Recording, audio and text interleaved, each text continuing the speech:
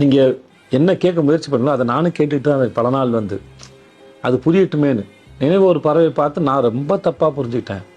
அப்புறம் வந்து அதை இன்டர்வியூவில் நிறைய பேர் வந்து இப்போ டிலூஷன்ஸ் அப்படிலாம் பேசும்போது என்னது இது ஒன்றுமே அப்படிலாம் ஒன்றும் இல்லையே, படம் ஸ்ட்ரெயிட்டாக தான் இருந்தது அப்படின்னு நினச்சிட்டு நான் ஊர்ந்து கவனிக்கல. நமக்கு அவள் தான் அறிவு அப்படிலாம். அதனால் ஃபோன் பண்ணி ஐயா நான் 2 முறை படம் பார்த்தேன், ஒரு மாதிரி ஒன்றுமே சொல்லலை, நீங்கள் சொல்லி கொடுத்துக்க வேணாமா எனக்கு அப்படின்னு நான் கேட்டேன் அவர்கிட்ட.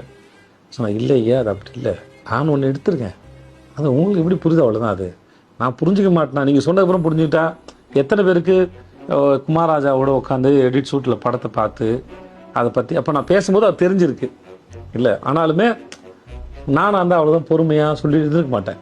இப்படி புரிஞ்சுக்கிட்டதும் சரிதான் அவர் ஒன்று சொல்கிறார்ல, எனக்கு வந்து அது நான் திறந்த அது ஒரு கதவு தான். யார் எப்படி பார்த்தா ஒரு 1000 கதவு திறக்கும்போது நான் ஒரு கதவு திறந்து 1000 கதவு அடைக்க விரும்பலைங்கிறதும் அந்த பாலமுருகன் பழக்கடை அந்த இன்டர்வியூ 2 முறை பார்த்தேன் சார்.